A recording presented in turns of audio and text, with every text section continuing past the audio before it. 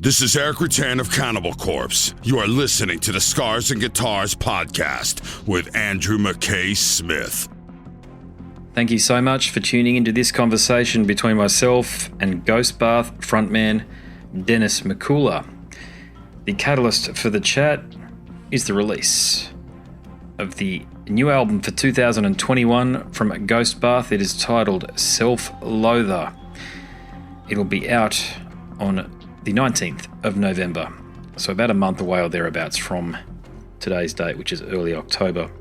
This is an interesting conversation because Dennis is one of those guys who's taken quite a bit of flack online. We talk about that.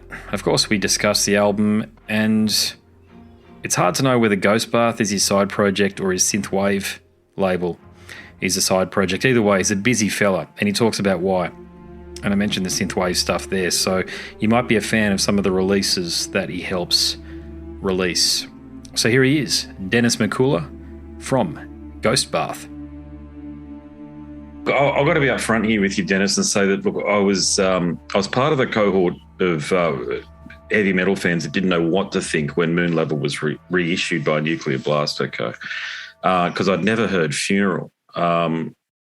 But the point is you are, and you should be able to borrow and experiment before developing your own sound. But look, I did review Star Mourner, and I quite liked it, to be honest with you. I thought it had some cool rock and roll elements. Even I did a review of it. And what's the name of the guitarist who works with Billy Idol, who did the Top Gun theme? I thought it had elements of that throughout. It's incredible. I thought you were the first metal band, like blackish metal band, that I thought had brought some of these cinematic references throughout your music. So I'll let you know that I quite liked it on that basis. But I do feel like as though you've arrived at a point now where you have your own identifiable sound. Okay. And I think that's going to allow you to build a pretty serious following, okay? Now, a few points came to mind as I was listening to Loather, and that's the main point there, is that you arrived at a songwriter. But here's the big one. I think you've arrived at a point where you're going to influence others, okay? Because that's when you know you've truly arrived. You're going to start hearing bands that sound like Ghostbath, if that makes sense. So in summary, I think Loather takes everything you've done to date and distills it into an essence all of your own. So what are your thoughts on what I've just said, and is there anything you'd like to add? This is totally random, but are you like recording video, audio, transcribing, like what? I have a podcast. Oh, sick. Okay, cool. Sorry, I have like 8 interviews today, and I'm getting them mixed up. No, that's all good. No dramas. I do video too. If you want, I can put up a video as well. Whatever helps. No, it doesn't. Whatever you want to do. I was just curious. Yeah, it's interesting to hear everyone's take on Star Mourner, because I've heard people say like anime. I've heard people say Sonic the Hedgehog. I've heard people say 80s. I've heard people, and now you just bring up like Top Gun. It's interesting to hear, like, everyone obviously has their own like experiences, so they're gonna like connect it with whatever they hear from their previous listening. For me, I just really like. I mean, the album was supposed to be super melodic, sort of the happiest album we've written, and so that's just kind of how it turned out. I've always used melody though, and I was really into like Van Halen and stuff, even though I'm obviously no Eddie Van Halen. I'm not that good of a guitar player. Yeah. But you said with this new one, we sort of distilled it down. Yeah, I just don't want to write the same thing twice. And, because Star Mourner was so long, I thought shorter songs would make more sense. It'd be more intense. I wanted to leave people a little bit wanting more instead of, Star Mourner was a 72-minute album, and we really wanted to try to keep this one to around 45 minutes, like Moon Lover was. I think yeah, we just take every element, so like from the art, the color, the vocal style, the lyrics, even to the length of the songs. We just try to focus that all on a single aspect, and I was trying to make it the heaviest, the most intense, the darkest. It turned out to be sort of the most black metal, even though I don't think it's like a traditional black metal album really. because just from my roots, I don't know if it's just from being from the US in general or from the Midwest, but we all have a lot of like melodic hardcore roots, and that's sort of where we draw a lot of our melody and our songwriting style. More so bands like Fear Before the March of Flames type stuff. Growing up, I remember they were one of the biggest ones that came to my town because I lived in a tiny town called Minot, North Dakota. So I didn't really get to see too many concerts. And the ones that did come were all like melodic hardcore, like emo, Midwest emo, where they tap. They have like a clean guitar and they'll do a lot of tapping. So I do draw influence from that too on this record. There's a few parts where I do different tapping parts. On the first single, that sort of the lead riff that comes in, the one with the music video, that's a tapping part. So all that combined with everyone in the band putting their input and writing the record, because every record before this was just me.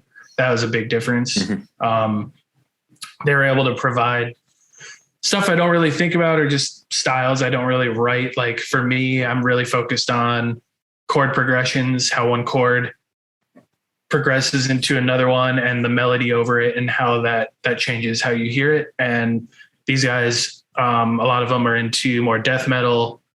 I do like death metal. I'm just not good at writing it. And so they brought more different rhythmic elements and different deathier type riffs. And so that's where on my side, I brought, the lower vocals that I do now that I've never done before.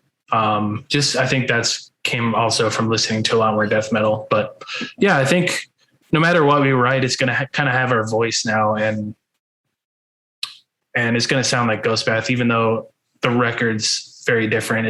It still sounds like Ghostbath. And that's a lot of the feedback I got when I first showed people, like, this is like really cool. This is new, but I can tell it's a Ghostbath record. So. Yeah, I agree. Yeah, I agree with that point there. I just feel like as though you've arrived at a point, as I say, where it sounds like Ghostbath, but it really sounds like you now. And you've almost got the template now you can work with moving forward. Same thing I think happened. Well, actually, it happened in reverse. It was a bad point actually about Trivium, because I think they've gotten far worse as they've progressed. They had us when they were trying to figure out what their sound was. They were a killer band up until Shogun, and every album I think they've released ever since then sounds like Annihilators. What's the third album called from them? I can't remember. God, I'm having a shocker this morning. 6 a.m. I'll put that as my. I'll make that as my excuse for not remembering things. But just to go back on a point, the track Luminescence I think was the best song that you'd written up until this point in time. That's the one that sounds like Harold Faltermeyer's Top Gun theme, and the guitarist, of course, is Steve Stevens. That's the reference that I wanted to bring to you before. But my next question is, do you personally have a favourite song on the album? If you're going to show somebody, you've evolved to this point, and you wanted to say to them, this is the song that I think best represents myself, what song would you choose from the album? I think there's two. The one I nobody else wanted to like use it as a single or anything. I thought it was really cool, but it's definitely very different. I don't think it represents the whole album. Like I think it's like, and I didn't want every song to sort of sound the same. So it sounds a little bit different. It's Unbearable. I think that, I don't know, there's just something about it. It's sort of brooding, sort of how, I mean, it has the tapping guitar. It has a really like beautiful, sad sounding chord progression. And that one is one that I wrote most of. So each song, like one of the guitar players were kind of the primary writer, and then the rest wrote on top or helped form the song. So I think that one's my favorite. Like the end where the tapping kind of wraps around the riff and the chugging riff. And so every time we were on the one beat, the tapping's in a different spot. And I like the way that sounds. It's kind of like sludgy, kind of like moving along. And then the other one is Flickering Wicks of Black, I think, which is the last track on the record. That one I did not have most of the writing, but I think the stuff that I added to it made it just a perfect like meld of all of our guitar writing styles. It's very intense right from the start. And I really like that like clean picking with the super low vocals and sort of the blast beat, like the contrast in that part, I think worked really well. And then at the very end, I was still able to do sort of the depressive, suicidal black metal vocals, like the high pitched stuff when the chord progression changes to something more like hopeful and uplifting. That's kind of like the Ghost Bath sound. So I think that one sort of encompasses the record a little bit more. Yeah. So those would be my two favorite. Sweet. Yeah. Look, Astral and Ode from Star Mourner, I enjoy them a lot. And I think you've got a sweet spot within your songwriting narrative there. But you do have an instrumental on Self-Loather called I Hope Death Finds Me Well. And as I say, you can write that stuff. You're very good at it. So do you have any plans, or is there an idea for you to write something similar to what Wolves in the Throne Room did with Celestite, which is an album completely full of ambience and synth-driven material? I mean, piano was my first instrument. When I was very little, my grandparents got me one where like the keys light up to teach you how to play. And so that was like one of the first instruments I could actually play songs on and experiment with. As far as like an entire album with just like synths and ambience and stuff like that, I think if I did something like that, I would just make it a different project. Like I already do. I have some dark ambient stuff. I run a vaporwave dark ambient record label. Oh, right. And so, okay, I didn't know that. Yeah, cool. I do that kind of stuff under different aliases and different projects. So I think if I was to do something, well, I already have done stuff that's like fully synth and without sort of, drums, guitar, all that. I would just make it sound different. It wouldn't be like a Ghost Bath track. I think Ghost Bath sort of has its sound, and even though I'll experiment with it, I think to go too far from that, you should just call it something different, in my opinion. Yeah, I can't remember who I was speaking to in Wolves in the Throne Room, but they said something similar, that they wouldn't do an album like Celestite again because it doesn't really represent what the band's about. Words to the effect anyway. And I thought, isn't that interesting? I'm very open-minded with film, and I think as an artist you're allowed to do whatever you want and release it underneath whatever name you want. But look, I understand there's the marketing side of things, and that might not even be the key motivator. But to your point, if you're already doing it and you've already got the label there, you're already doing it. It's that simple. So, what's the vaporwave label called? It's called Geometric Lullaby. It's been around since 2018. I started just doing like cassette tapes. I would do 50 cassette tape, limited edition, 50 cassettes. And they're like selling out really well. And it's just been growing since then. Now it's my main job. So we do vinyl now. So mostly vinyl and cassettes. And then everything, if you want to listen or download it, it's free to download. So that effectively is your day job. Is that what you're saying? Yep. That is my day job. So wow. I just work from home. It's mainly like answering emails, doing all the back end of things. Cause I used to ship everything myself as well. I'd have like 300 vinyl records. I'd be sitting there taping everything up. And that got really rough when the orders, when we just grew bigger and bigger. So I couldn't do it anymore. I have a warehouse now. And so, yeah, it's all just like back end. I do all the design work for it too, or most of the design work. I work with a designer now for some stuff, but yep, that's my day job. That's sweet. No, I'll definitely check it out.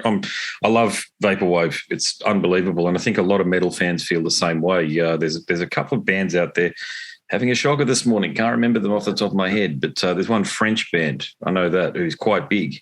You probably know who I'm talking about. But anyway, metal fans tend to go for this vaporwave stuff. So I bet the majority of the people that are buying your material are people like myself. It's possible.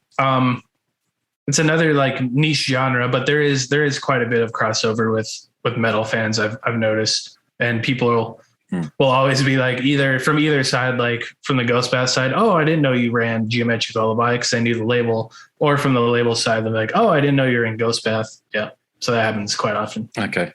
There you go. Yeah. Hey, who's in Ghost Bath these days? Because I noticed you'd have included a band pick with or Nuclear Blast have included a band pick with some of the promo. It's all the people that have been in the band since we started playing live. We got Jason, so drummer, Josh on bass, and we have 3 guitarists, myself included, and then we got Tim and John. And we did have a different drummer for one tour with Abigail Williams, but then our original drummer came back. So yeah, it's all the original lineup since we started touring back in, when was our first tour? 2016, I want to say. So, but this is the first album that they've written music on. So since then they were a live band, and they recorded on Star Mourner, but they didn't write the parts. And then for this one, it was a full combination of all of our ideas. Okay, sweet. Yeah. Now, Kim Kelly, who Tucker Carlson said describes herself as the Labor columnist at Teen Vogue. Sorry, it's just shit. Said that Ghost Bath, when she was working at Vice Noisey, that bastion of all things musically credible, said that Ghost Bath was evidence of China's thriving underground music scene. Kim is, I don't know how else to describe it, but an Napa chick of the loony left. But a question for you, Dennis, is were you tempted to correct her? No, I mean, it was this was what, 9 years ago? Yeah, a while ago now, yeah. It was a while ago. All I remember is it was just like a bedroom project of mine, and then it started blowing up, and for some reason I just had the urge to like troll her really bad. And so I don't know, I didn't want to like correct her at all. And I just remember one email. She said, "My editors don't think you exist. Can you like give me a call or something?" And I just sent her like a quote from American Psycho about how I don't exist or whatever. But yeah, I was just at that point just fucking around, like, I don't know. Because I told her originally she had like talked to me. I said, "Don't talk about our location. Like, I just want to be like a mystery or whatever." And then the article comes out and it's China's answer to Deafheaven. It's like half like Chinese history. I was like, oh God, here we go. She could move there. Not sure she'd go that well there these days, especially, but she could always move there if she's a big fan of it. But I thought it was, I did read the article and it was ludicrous. I am legitimately a journalist. That's what my qualifications are. I got a Bachelor of Journalism from university. I think we've got this, at this point in time, we've got a bunch of so-called journalists out there that are anything but, and you've also got the editors out there that are just scrambling to put the weirdest shit out there they can possibly find. None of it, by the way, has been fact-checked. And It's not about being curious. It's about having a narrative and then shoehorning. It's not even facts. It's just information and data into this narrative and just writing these articles. And if they're wrong, there's never a retraction. There's never a we should have followed this up and been more careful here. But that's a very, very, very good example of what I've been talking about elsewhere on the podcast about how, especially with the far left at the moment, it's goes from the sublime to the ridiculous.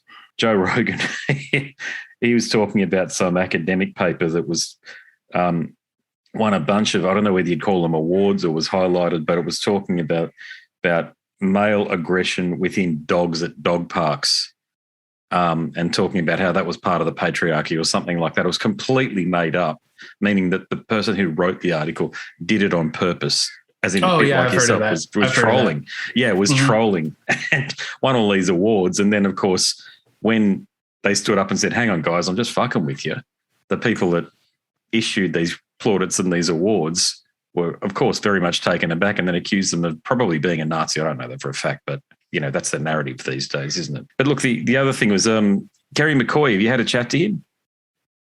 Yeah, we played a show together in Italy. All good with those guys. I know. I don't think it was a very strongly worded statement with him. It was about a decade ago too. So, but he said they stole everything about the whole shit from us, and I think he was probably a few beers deep into his evening when he said something like that. But all good between you guys. I think that's funny. Like everyone points to that one statement, like, oh, they have like beef or something. I don't know what I didn't even ask him about that because we were just like hanging out. It was cool, but I think the journalist probably presented it in a certain way, like, oh, look at this title and this title, when I don't know. They were not really like my inspiration. I don't really listen to shoegaze at all or anything like that. I more was coming from like the depressive, suicidal black metal side, plus my like hardcore background. But yeah, we played in Italy together. We hung out backstage. It was fine. I don't know. I don't have any like problem with them. I don't think they have any problem with us. At least they didn't say anything. And we played in Italy, like, I don't know, 2017. So again, it was a long time ago. Yeah, well, you're a nice fella, and I'm sure Kerry is as well. You're right. It's another case of probably shitty journalism and making a comparison that the journalist wanted to make as opposed to one that the artist wanted to make. Oh, yeah. I read that, and that's like the first thing I thought was they were probably like, okay, let's find every little thing that's kind of the same and present it all at once and then, get him to say something. That's what I think they did. I don't know. I don't know the journalists, so. No, but I don't think very highly of many journalists, honestly. Sorry to say, but you probably don't blame you. Understand why. I don't either. Don't worry. I think you've been trolled a lot yourself. I think you've been on the receiving end of it, as we've discussed. And I've had a very good conversation with Lucas Mann from Rings of Saturn, a former Nuclear Blast stablemate with you. And, well, as you probably know, he was beaten up for because of shit that was said online. And I don't know whether a journalist... I didn't know that. Well,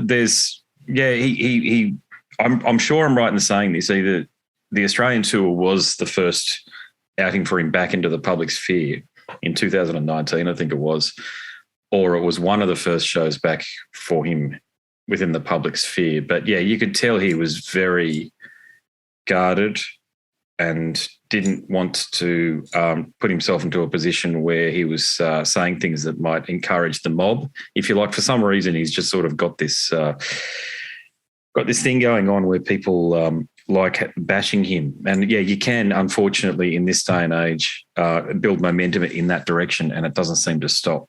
But back to you again. John sent me across something last night saying that you've got a syndrome, and I hope I can call it that, called Sturge-Weber, if I pronounced it correctly. Can you tell me about that? Yeah. Sort of a rare, I guess you call it syndrome. It's not a disease. It's kind of like a birth defect. I think it's like 1 in 100,000 people get it. You can probably see it on my face now. It's all red. Yeah, you couldn't see it before. I can see it now, though. Yeah, there you go. Yeah, and it kind of goes away and comes back because it's blood capillaries. And so, if I get cold, how your blood goes to your extremities, it'll get dark purple. Or if I'm like warm, sometimes you can barely see it. But basically, there's like a mass of capillaries when you're in the womb that like forms your brain. It's like and then it's supposed to kind of go away, and mine didn't go away. And so it like stayed in my face. And most people like get seizures, get neurological disorders, and or even like die from it. But for some reason I didn't get any of that. So I'm like a rare case of it. I just had this birthmark my entire life. So. Yeah, I hope I wasn't being rude in bringing that up. I just... no, I don't care. Yeah, John sent it across last night, as I say, and I'd never heard of it before. And, it was the link, or the statement that he sent across says that, you're one in around 50,000 people, and 90% of people with it actually get seizures. But you've thankfully avoided that particular characteristic of the syndrome. Yeah. So, yeah, it's purely like a visual thing for me, which is very lucky because it has to do with the brain. Yeah, a lot of people get seizures, but mine I think is just more surface level, I guess. It like goes into my lip and my whole nose. Yeah. But everyone always asks if I got beat up. That's basically the main thing people think when they see me, if they haven't seen it before. And I had the chance to actually get it removed. You can try to get it removed with laser surgery. And they like shoot a laser kind of like they would with a tattoo to like blast it out. But I don't know. I kind of like it, honestly, even from when I was like a little kid, even though people would like point it out or say something, I just liked it. I don't know. It was just me. I was like, I don't want to like change who I am. It's just a part of me now. So there's no reason to remove it. I was also kind of scared because I was told it felt like flicking rubber bands at your face for like an hour or whatever it took for hours. So I was like, I'm good. Yeah. No, you don't. Yeah. Especially on an area as sensitive as the face where the skin is very thin, you know. And look, I think it's cool too, mate. You're right. It looks like you've been in a scrap or a brawl or something like that. You've come out the other side of it, and it sort of gives you a bit of menace. Yeah. You know. Hey, I'll make this my final question for you then. You got a psychology background, I understand, or a background in psychology. So does that inform a lot of your world outlook and your subsequently lyric writing? Oh, 100%. I look at everything, I feel like way differently than most people. I definitely look at it from a psychological standpoint. And I think that's really helped strangely with my record label and marketing. And I think that's the biggest impact it's had is I'm really good at just like reading people and presenting something to them and try to get them to think a certain way or feel a certain thing. I think just learning how the brain works, how people think, all the kind of cognitive errors people have. I mean, I'm even thinking of when you're talking about like the journalists, I think even down to like, they could put quotations around a certain word and it'll totally change how somebody else is going to read it or think about it. Like you can say, oh, they're a black metal band. If you just put quotations, you completely change how somebody's going to like perceive that. So yeah, I look at everything through sort of a psychological lens. And so when creating the art and the wording for the band, that's all in mind for me. Yeah, just on that, it was one of the things that was I was always taught, you never put exclamation marks or quotation marks around something unless it is a quote. Simple. You just don't do it. So it's almost a sure sign that if a journalist is doing that, they're not a journalist. That's usually. Yeah. I do a lot of I write a lot of prose, and I was always told don't use exclamation marks. So I just don't use them. Everyone's like, oh, it doesn't look professional. I don't know. Maybe yeah. So I understand that. Yeah. But yeah, I've seen like CNN, even just like bigger news corporations will use the quotations around random stuff. I'm like, why? I know exactly what they're doing, trying to get you to think a certain way about something, just either parentheses, quotations, whatever. Yeah. It's all psychological. CNN, I don't know how the hell they're still in business, actually. When Joe Rogan himself outrates all of CNN's outlets when he releases a podcast, I mean, they're not even just struggling for relevancy. They are completely irrelevant at this point in time. Yeah, it's weird. I think it's just mostly older people who watch like the traditional type media now. Most people will get it online somewhere, Twitter or independent outlets. Yeah. Mate, thanks so much for the conversation. I appreciate it. Congratulations on what you've done today. I feel like it's just the beginning for you, though, insofar as I do think what you've done here is with Loather. In many respects, you've arrived. And look, I look forward to, I like the album, as you can tell, and I look forward to listening to, especially the synthwave stuff, but definitely Ghostbath too, what you conjure in the future. Thank you. Appreciate you having me on. No worries, mate. Okay, all the very best with everything, eh?